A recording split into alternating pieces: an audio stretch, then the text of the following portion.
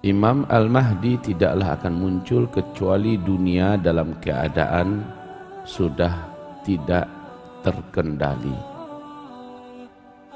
Peperangan meledak di mana-mana di seluruh muka bumi.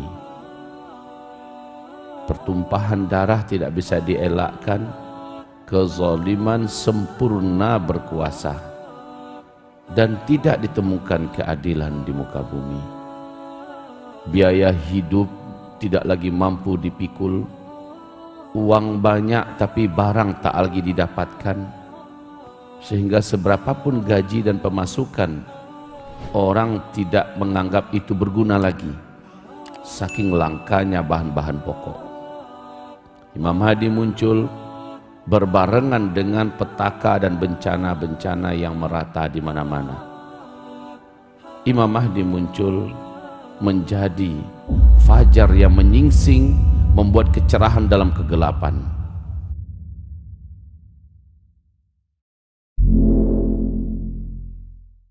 Bismillahirrahmanirrahim.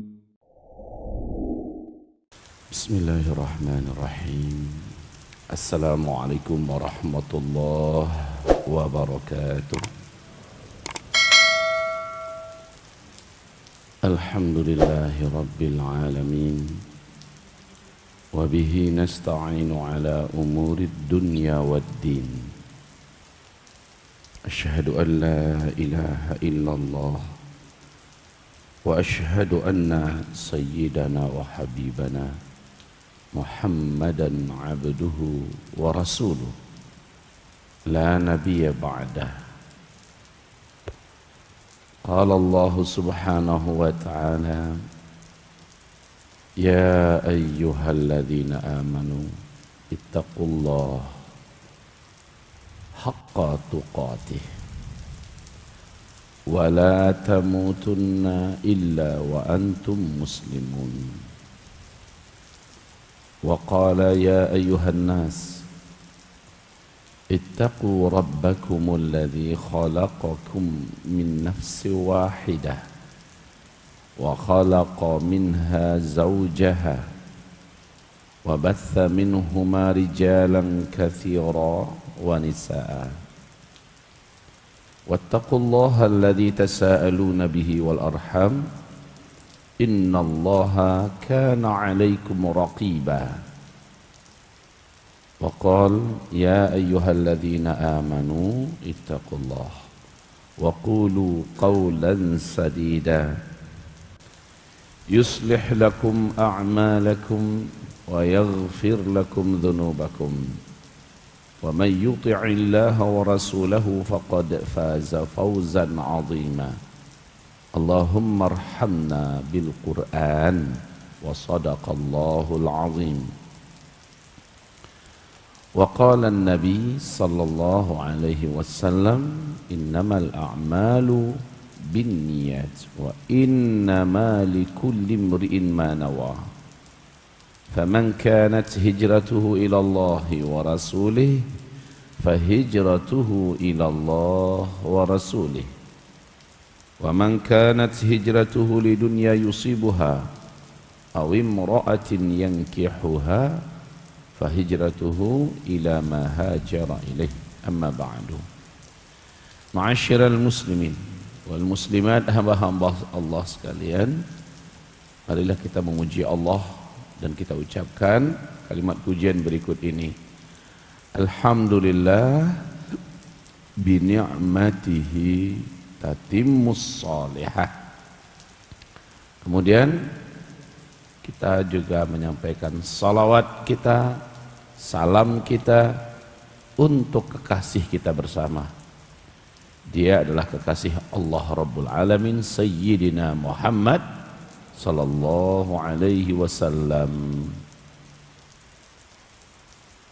Bapak-bapak dan ibu-ibu, hamba-hamba Allah yang memuliakan, semoga salat subuh kita barusan diterima oleh Allah. Semoga zikir kita, doa kita diijabah oleh Allah. Amin. Hadirin dan hadirat, Imam Al-Mahdi tidaklah akan muncul kecuali dunia dalam keadaan sudah tidak terkendali. Peperangan meledak di mana-mana di seluruh muka bumi. Pertumpahan darah tidak bisa dielakkan. Kezaliman sempurna berkuasa dan tidak ditemukan keadilan di muka bumi. Biaya hidup tidak lagi mampu dipikul. Uang banyak tapi barang tak lagi didapatkan, sehingga seberapapun gaji dan pemasukan orang tidak menganggap itu berguna lagi, saking langkanya bahan-bahan pokok. Imam Mahdi muncul berbarengan dengan petaka dan bencana-bencana yang merata di mana-mana. Imam Mahdi muncul menjadi fajar yang menyingsing, membuat kecerahan dalam kegelapan. Kaum muslimin yang kami muliakan, Imam Mahdi akan memimpin dunia nanti di Masjidil Aqsa sebagai pusat pemerintahan Islam yang terakhir, seperti yang Allah janjikan dalam Al-Quran surat An-Nur ayat 55. Jadi surat An-Nur ayat 55 itu pemimpinnya Imam Al-Mahdi. Masalah Imam Mahdi final, tidak perlu lagi didialogkan, jangan diperdebatkan. Eksistensinya pasti. Yang meragukan dan tidak percaya, sepakat seluruh ulama Ahlus Sunnah wal Jamaah mengatakan orang ini murtad. Saat Imam Mahdi muncul, kata Rasulullah, thuluthu min ummati, sepertiga dari umatku nanti menolak kehadirannya dan tidak percaya dengan Imam Mahdi itu sendiri, sehingga tidak mau berbaiat dengannya. Mereka telah batal syahadatnya, mereka murtad. Kapankah Imam Mahdi muncul? Imam Mahdi muncul di tengah-tengah peperangan merata di seluruh dunia. Maka dalam kajian kami, Pak, kemunculan beliau insya Allah di Perang Dunia Ketiga. Ini kemunculan beliau di Perang Dunia Ketiga. Sekarang perang yang sedang terjadi di Rusia melawan Ukraina, atau kebalikannya Ukraina melawan Rusia. Perang ini sejatinya adalah perang yang boleh dikatakan perang internal antar sesama negara pecahan Uni Soviet. Kita sudah tahu permasalahannya. Rusia tidak mau kalau Ukraina bergabung dengan NATO. Masalahnya di situ. Sebab jika dibiarkan, ini ancaman yang paling nyata untuk keutuhan Rusia. Sebagaimana ini juga menjadi ancaman untuk blok timur ke depan. Karena musuh sejati dunia belahan timur yaitu Barat. Oleh karena itu Rusia mengatakan, berani bergabung dengan NATO, kami akan sudahi pemerintahan Anda. Namun Vladimir Zelensky ngotot dan tetap menyatakan sikapnya bergabung dengan NATO. Lalu Rusia memberikan pernyataan, siapa saja yang ikut-ikutan dengan urusan saya dengan Ukraina, urusan Rusia dengan Ukraina, berarti dia perang dengan Rusia. Bila kalian menginginkannya, maka kami tidak akan tanggung-tanggung bersikap kepada kalian. Dengan cepat Putin mengatakan, kami tak akan perang dengan Rusia. Setelah teleponan 90 menit antara Vladimir Putin dengan Macron, Presiden Prancis, lalu Macron pun menyatakan pernyataan resminya, kami tidak akan berperang dengan Rusia. Satu persatu negara NATO mengatakan, kami tak akan perang dengan Rusia. Mereka tahu, Pak, Rusia ini bukan Chechnya. Rusia ini bukan seperti Suria, bukan seperti Afghanistan. Rusia ini memiliki segala potensi dan daya. Dan Bapak Ibu sudah tahu, pemilik teknologi alat tempur terbaik nomor 1 di dunia, Rusia.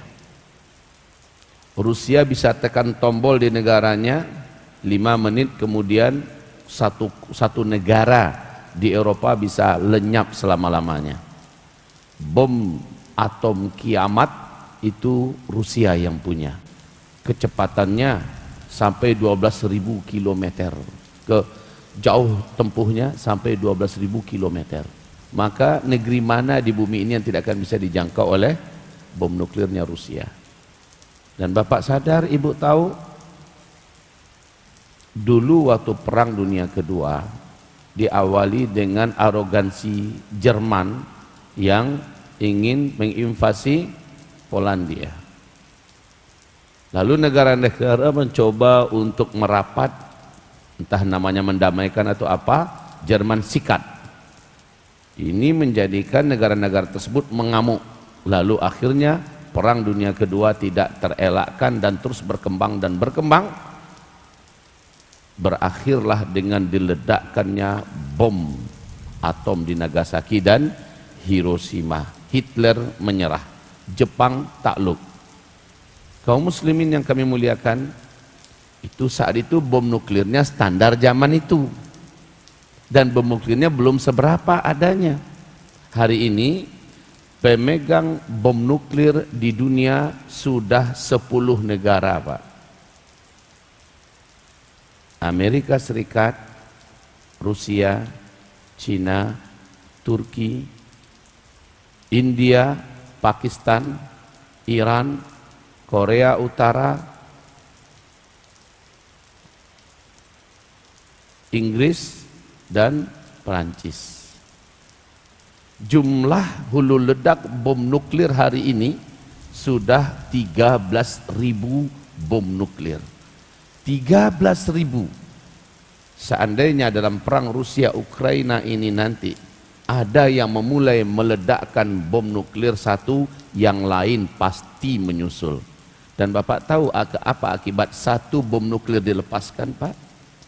Maka selama 50 tahun perbaikan bumi ini baru akan bisa dilakukan. Alam tidak akan bisa menerima kejamnya bom nuklir. Itu satu bom nuklir.